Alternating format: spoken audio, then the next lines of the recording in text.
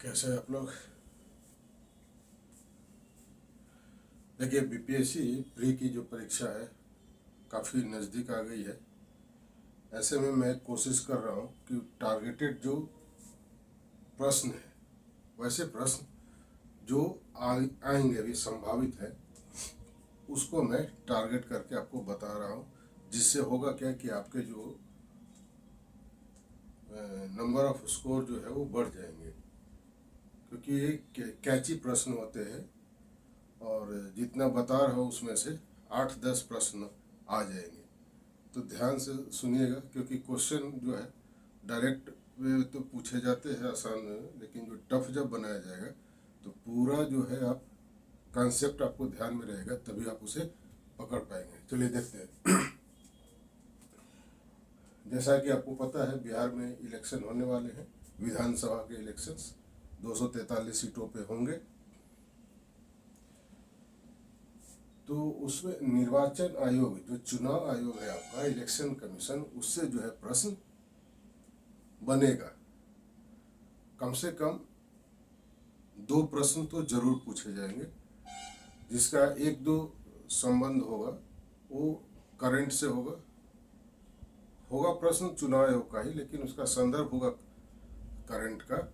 और एक जो होगा वो फैक्ट से रिलेटेड, जो संवैधानिक प्रावधान है या कानूनन जो प्रावधान है, उससे होगा।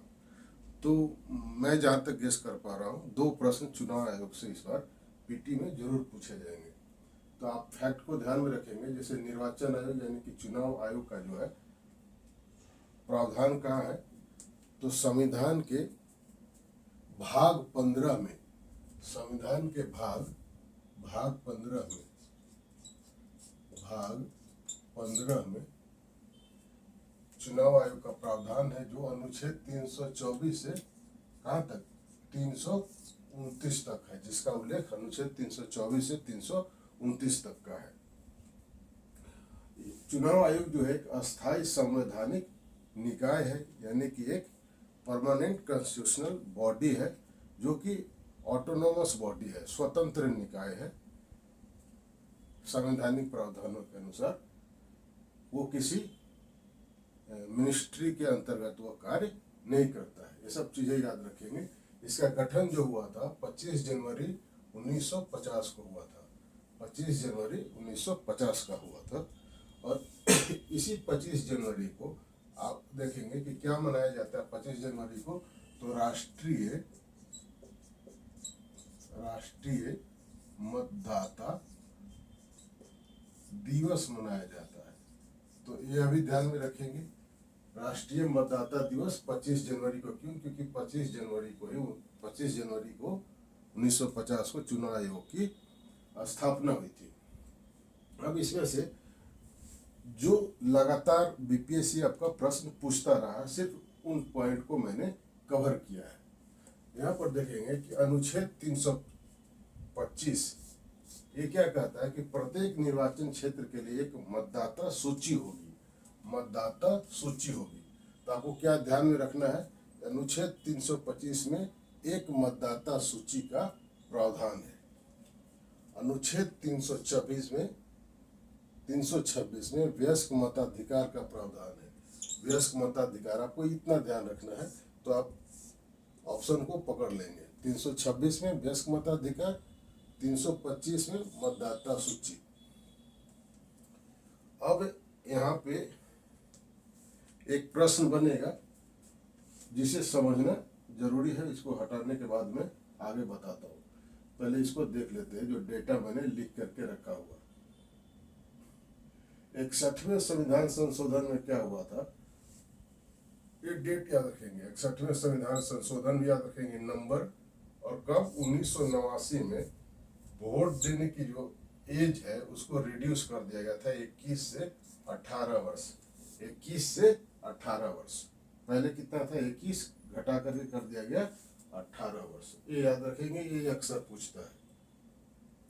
चुनाव आयोग पहले क्या होता था, उसमें एक ही होता था, यानी कि सिर्फ मुख्य एक निर्वाचन आयुक्त होते थे, उसमें सदस्य नहीं होते थे, यानी कि एक ही पर्सन होता था। तो ये बहुसदस्यीय कब बना? चुनाव आयोग जो है बहुसदस्यीय कब बना? यानी कि जो पहले तो एक ही होते थे, इसमें और दो लोग कब से आने लगे? तो 16 अक्टूबर 1989 से, 16 अक्टूबर 1989 से चुनाव आयोग को बहुसदस्यीय बना दिया गया। और ये हो गया एक मुख्य चुनाव आयुक्त और दो सदस्य अन्य चुनाव आयुक्त, तो टोटल 3। लेकिन हुआ क्या कि 1 जनवरी 1990 को, 1 जनवरी 1990 को सरकारें बदलती रहती है, तो उस हिसाब से फैसले भी बदलते रहते हैं, थोड़ा सा इधर उधर होता रहता है। तो उसमें क्या किया इन्होंने कि 1 जनवरी 1990 को ये दो पद जो थे, जो यहाँ पे प्लस हुए थे, इसको क्या किया? हटा दिया, माइनस कर दिया। तो ये क्या हो गया? वापस पुनः एक ही हो गया। बट ऐसा महसूस किया गया कि बहुसदस्यीय बनाना चुनाव आयोग के लिए अच्छा होता है, ताकि डिसीजन लेने में अगर ये हो रहा है तो दो एक साथ हो गए तो ये डिसीजन ले सकते हैं बहुमत के आधार पे। तो इन सब चीज़ों को ध्यान में रखते हुए आगे क्या किया इन्होंने कि 3 अक्टूबर 1993 को वापस जो दो पद थे उसको क्या किया इन्होंने? बहाल कर दिया, प्लस कर दिया। तो वर्तमान में कितने हैं? 3 है। वर्तमान में 3 है। और कब से 3 है? 1993 से। और वर्तमान में आपके जो मुख्य निर्वाचन आयुक्त थे वो कौन है? मुख्य निर्वाचन आयुक्त है श्री ज्ञानेश कुमार। श्री ज्ञानेश कुमार, ये नाम याद रखिएगा, ये सीधा फैक्चुअल प्रश्न आपसे पूछा जा सकता है कौन है? श्री ज्ञानेश कुमार। और अन्य निर्वाचन आयुक्त कौन है? तो सुखवीर सिंह संधू और विवेक जोशी। सुखवीर सिंह संधू और विवेक जोशी। अब यहाँ जो मैंने 6 वर्ष और 65 वर्ष लिखा है, ये जो है इनका कार्यकाल लिखा है। सपोज ज्ञानेश, एक मान लेते कोई एक्स पर्सन है जिसकी आयु जो है 59 वर्ष है, ओके। या फिर ये सपोज मान लेते किसी एक्स पर्सन की जो आयु है वो 60 वर्ष है, और ये 60 साल में क्या बन रहा है? वो चुनाव आयुक्त बनाया गया, मुख्य चुनाव आयुक्त बनाया गया। तो ये जो है ना, ये 65 साल तक ही रह सकते हैं, क्योंकि 6 वर्ष नहीं, जो पहले होगा ना वही। तो क्योंकि 6 करेंगे तो 66 हो जाएगा, तो 66 वर्ष तक ये एक्स जो है वो नहीं रह पाएगा, ठीक है।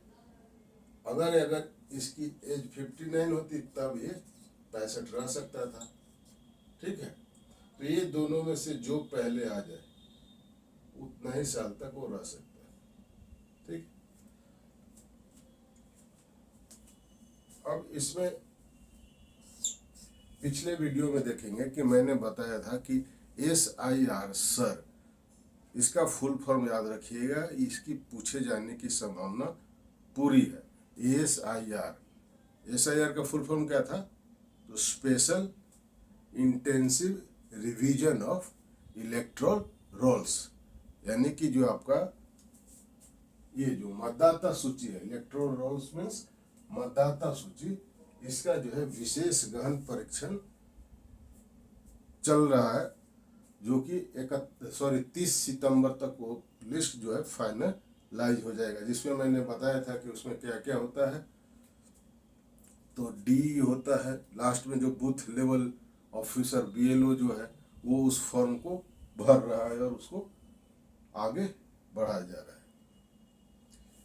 तो ये इससे जुड़ी हुई चीज़ें हैं। इसमें आपको 3 फॉर्म होगी, आपको ध्यान में रखना है। फॉर्म एक जो है फॉर्म 6, इसे इरेज कर देते हैं, उसके बाद हम आगे बात करते हैं।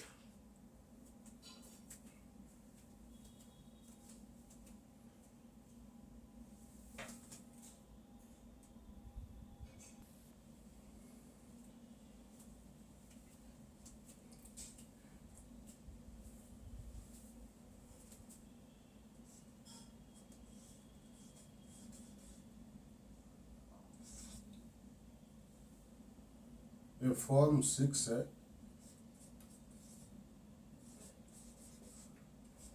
फॉर्म 7 है,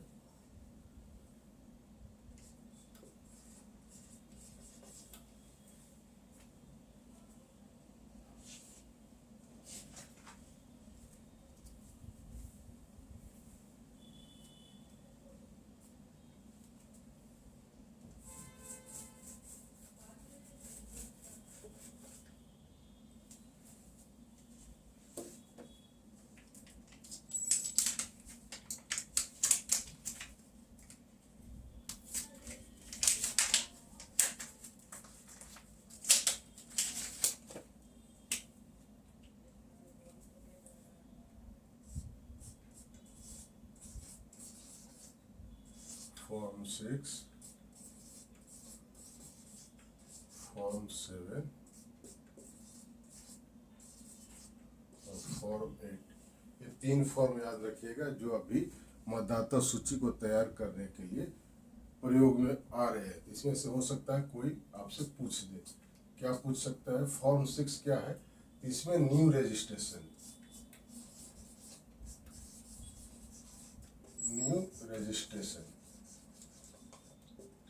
न्यू रजिस्ट्रेशन वैसा जिसकी आयु जो है अभी अभी 18 साल हुई है और वो अपना नाम जो है मतदाता सूची में शामिल करना चाहता है, तो वो कौन सा फॉर्म भरेगा? फॉर्म 6 भरेगा। फॉर्म 7 ये जो है डिलीशन है,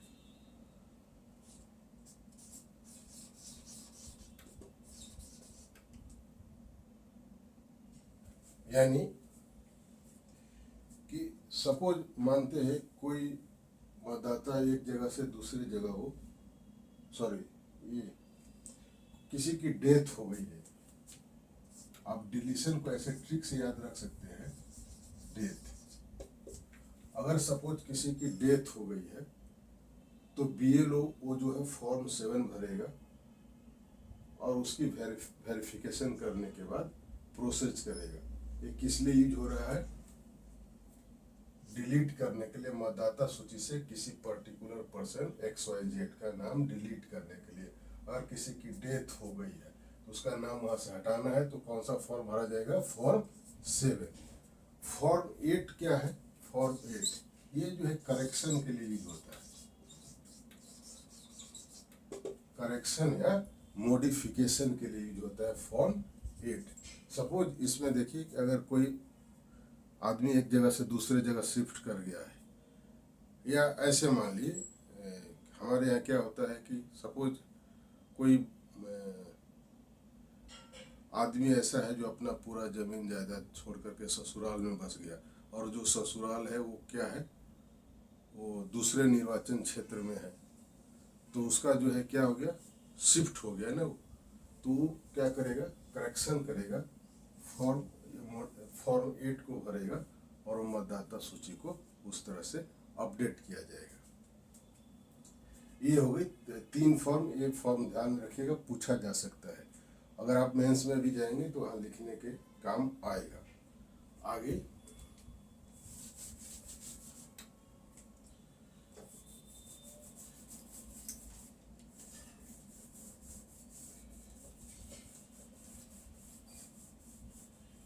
एक चीज है, मैं बता दूं, राइट टू वोट।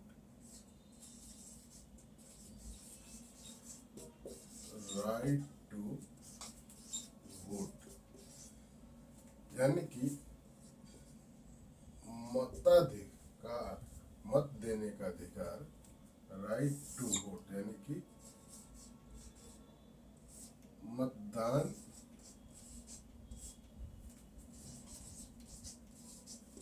करने का अधिकार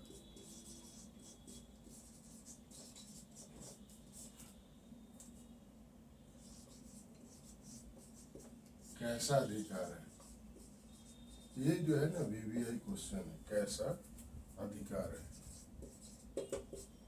ये आपका क्वेश्चन हो गया। राइट टू वोट यानी कि मतदान करने का अधिकार कैसा अधिकार है?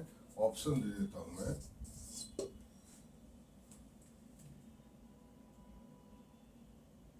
प्राकृतिक अधिकार, प्राकृतिक अधिकार, नेचुरल राइट,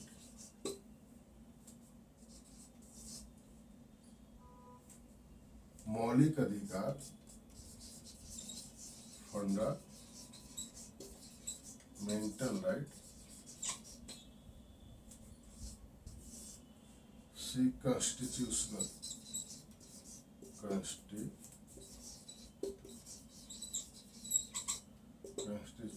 राइट,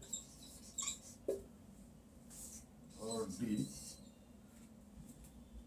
स्टैट्यूटरी और लीगल राइट। हिंदी में से बोलेंगे प्राकृतिक अधिकार, मौलिक अधिकार, संवैधानिक अधिकार, और इसे बोलते हैं सांविधिक। सांविधिक दोनों में अंतर है। ये हो गया संवैधानिक और दूसरा हो गया सांविधिक। सांविधिक ये दोनों साइनोनिम्स है एक दूसरे के। यहाँ देखिए, इस टर्म से ज्यादा आपको पता चलेगा लीगल। लीगल मीन्स विधि, कानूनन। तो इस सांविधिक और संवैधानिक दोनों में अंतर है। अब मैं इसे गेस कर रहा हूँ कि राइट टू वोट आपसे पूछा जा सकता है, मतदान करने का अधिकार कैसा अधिकार है। तो अभी आपने देखा कि 326 में जो है आर्टिकल 326 जो है आपको वोट देने का अधिकार की बात करता है। तो उस हिसाब से आप जाएंगे तो आपको क्या लग रहा है कि ये कॉन्स्टिट्यूशनल राइट हो सकता है, वोट देने का अधिकार।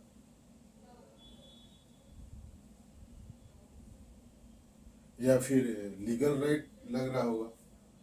फंडामेंटल राइट में राइट टू वोट तो आता नहीं है, और नेचुरल राइट में ऐसा प्रतीत नहीं हो रहा। तो पहले ये राइट जो लिखे ना, ये राइट्स के बारे में बात कर देता हूँ ताकि आपका कंसेप्ट बन जाएगा। नेचुरल राइट्स जो है ना प्राकृतिक प्रदत्त होते हैं, जैसे जीवन जीने का अधिकार, जीवन जीने का अधिकार, स्वतंत्रता का अधिकार, ये सब जो है ना नेचुरल राइट्स आते हैं। जब नेचुरल राइट्स को फंडामेंटल राइट्स के अंदर डिफाइन किया जा सकता है, जैसे जीवन जीने का अधिकार, स्वतंत्रता का अधिकार, तो इसको इसके अंदर इनकॉर्पोरेट किया जा सकता है। जैसे आर्टिकल 19 में आपके पास है स्वतंत्रता का अधिकार, जीवन जीने का अधिकार सुप्रीम कोर्ट डिफाइन करती है कि आर्टिकल 21 में निहित है।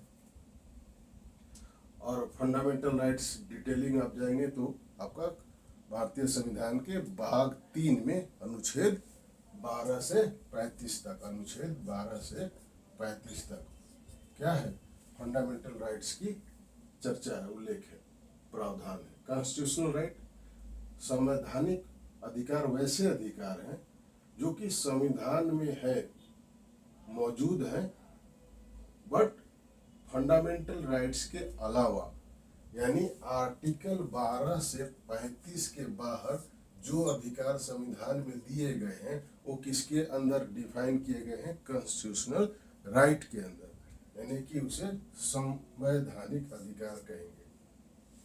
और स्टैट्यूटरी और लीगल राइट्स क्या है, तो लीगल राइट्स वैसे हैं कि जिसका सोर्स तो कॉन्स्टिट्यूशन है, सोर्स कॉन्स्टिट्यूशन है, बट इन फोर्स, ये जो है सोर्स क्या है इसका, सोर्स कॉन्स्टिट्यूशन है, बट इन फोर्स कैसे हुआ है, लागू कैसे है, लागू जो है आपका वो एक्ट के थ्रू किया गया है। एक्ट यानी कि संसद ने कानून बनाया है और वो फिर इम्प्लीमेंट किया है, इन्फोर्स किया गया है थ्रू एक्ट, यानी कि अधिनियम के। अब देखेंगे राइट टू वोट, तो अनुच्छेद 326 बोलता है कि 18 वर्ष तक के जो वयस्क नागरिक है वो जो है वोट कर सकते हैं। बाद में क्या आया कि आरपी एक्ट आया, आरपी एक्ट, ये 2 बार आया है, एक 1950 में आया है और एक 1951 में आया है। ये क्या है, तो representation of the public act 1951, representation of the public act 1951 में 18 से एबव वाले व्यक्तियों को वोट देने का अधिकार दिया गया है लीगली, कानून के तौर पे। तो सुप्रीम कोर्ट व्याख्या के अनुसार, सुप्रीम कोर्ट ने व्याख्या किया समय के अनुसार, एक क्वेश्चन बार बार आता रहा है कि ये कॉन्स्टिट्यूशनल राइट है या लीगल राइट है। तो सुप्रीम कोर्ट के व्याख्या के अनुसार, वर्तमान व्याख्या के अनुसार, जो आज के डेट में जो राइट टू वोट है वो क्या है, वो लीगल राइट माना जाता है। तो आपका आंसर क्या हो जाएगा, लीगल राइट हो जाएगा। ओके। अगर क्वेश्चन आपसे पूछा भी जाएगा और जो आप बीपीएससी करता है कि प्रूफ दीजिए कि आप जो बता रहे हैं, तो यहाँ पे आपको सुप्रीम कोर्ट का जो है जजमेंट मिल जाएगा, वो लोग कोर्ट कर देंगे। द हिंदू न्यूज़पेपर के आर्टिकल्स में भी वहाँ मिल जाएंगे, उसे भी आप ऑथेंटिक सोर्सेज बहुत सारे मिल जाएंगे जहाँ से इसको देख करके आप क्लेम भी कर सकते हैं। The right answer is the D, legal right, यानी कि ये सांविधिक अधिकार है, वोट देने का अधिकार। एक यहाँ एब्रिविएशन दिया हुआ है, इसको ध्यान में एक बार देख लीजिएगा। स्वीप, SVEEP, ये क्या है? Systematic voters education and electoral participation programme. ये जो चुनाव आयोग ने एक प्रोग्राम बनाया हुआ है जिसमें मतदाताओं की शिक्षा और निर्वाचक सहभागिता से संबंधित कार्यक्रम है, जो कब से 2009 से क्रियाशील है। ऐसे भी देखते एक तरफा जब जीत होती है ना किसी भी चुनाव में, तो लोग बोलते हैं कि उसे स्वीप कर दिया गया। हालांकि उस स्वीप का स्पेलिंग अलग होता है, वहाँ पे W होता है, स्वीप जो झाड़ू वाला स्वीप, बट यहाँ पे V है। ये स्वीप लगभग उसी तरह से टर्मोलॉजी जो सेम साउंडिंग वर्ड है उस तरह से डिजाइन किया है। ये है क्या? तो systematic voters education and electoral participation programme. अब यहाँ एक चीज और बता देता हूँ।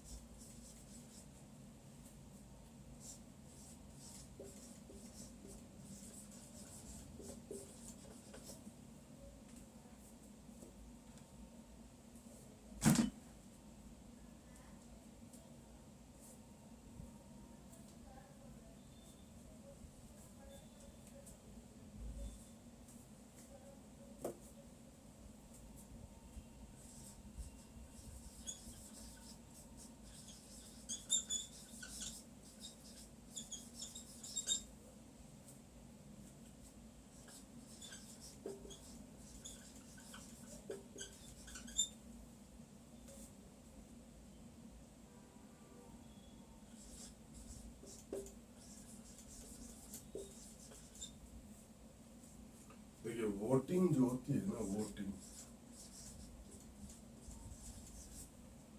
वोटिंग जो होती है वो हमारे यहाँ दो तरीके से होती है।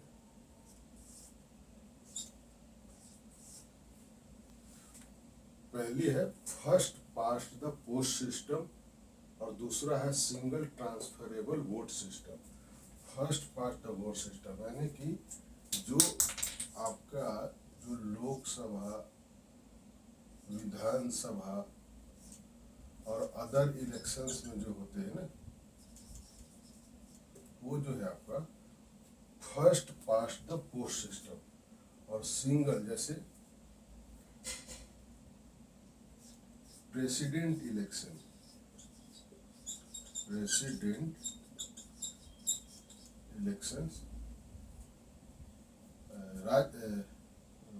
वाइस प्रेसिडेंट,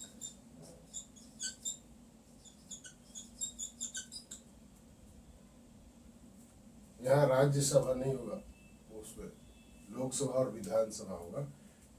इसका क्या है? ये बहुलवादी है, बहुलवादी मतदान प्रक्रिया।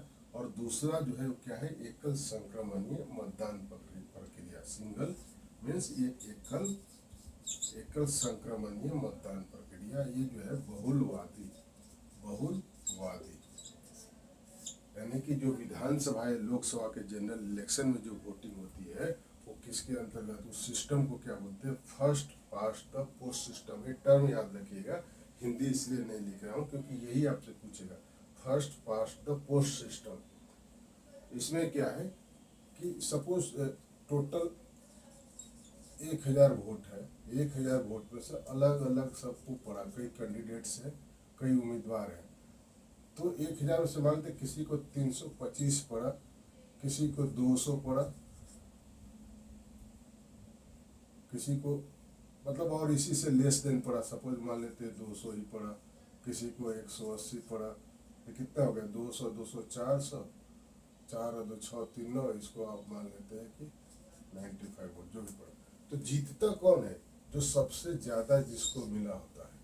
तो यानी कि इस जो निर्वाचन क्षेत्र का जो विनर होगा वो कौन होगा, 325 वोट जिसको मिला है।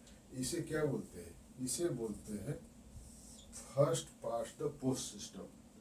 और जो सिंगल जो है ट्रांसफरेबल वोट सिस्टम, जो प्रेसिडेंट इलेक्शन में जो अप्लाई होता है, इसका क्या है मतलब कि सपोज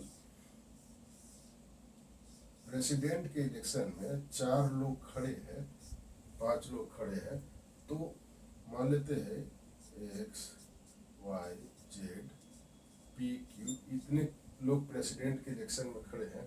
तो आपको चूज करना है कि आप प्रथम प्राथमिकता किसे दे रहे हैं। आप इसे दे सकते हैं, मान लेते सपोज आप जेड को आपने बोला कि हमारा 1 नंबर वोट इसको जाएगा, 2 नंबर इसको, 3 नंबर इसको, 5 नंबर इसको, 4 नंबर इसको। आपको वोट देना है प्राथमिकता के तौर पे। ओके, यहाँ पे एक कंडीशंस क्या है कि जो जीतेगा उसे कम 50% से कम वोट, 50% से कम वोट नहीं आना चाहिए। इस केस में क्या होता है कि जैसे कम वोट आता है तो जो लोअर स्कोरर होता है उसको वोट जो है ट्रांसफर कर देते हैं, मान लेते हैं टोटल वोटिंग हुई उसमें से X Y Z P Q, तो सपोज विन कर रहा है आपका वाई को ज्यादा वोट मिल रहा है, और जेड को कुछ वोट मिले हैं प्रथम प्राथमिकता वाला। तो ये क्या करेंगे, ये जो है ना वोट प्रथम प्राथमिकता वाला ट्रांसफर होते चला जाएगा वाई के पास। यही है single transferable vote system.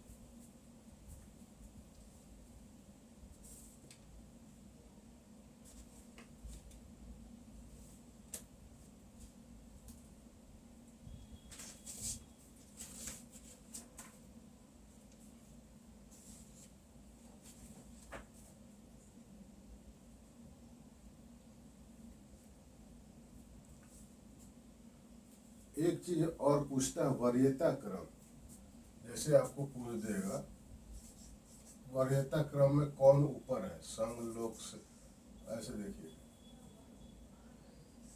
UPSC का चेयरमैन,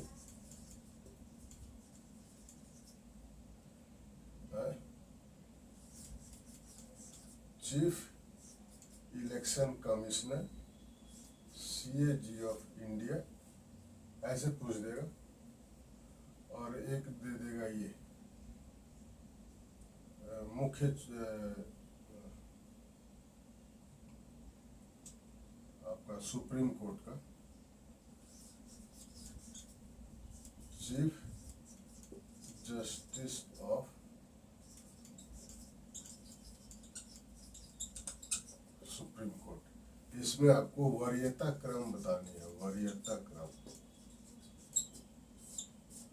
ये छोड़ देता हूँ आपको, आप ना कमेंट करके बता दीजिए कि इसमें से कौन आएगा, 1 2 3 या 4, पहला कौन आएगा वरीयता क्रम में, सबसे सीनियर कौन है इनमें, ये आपको कमेंट करके बता देना है।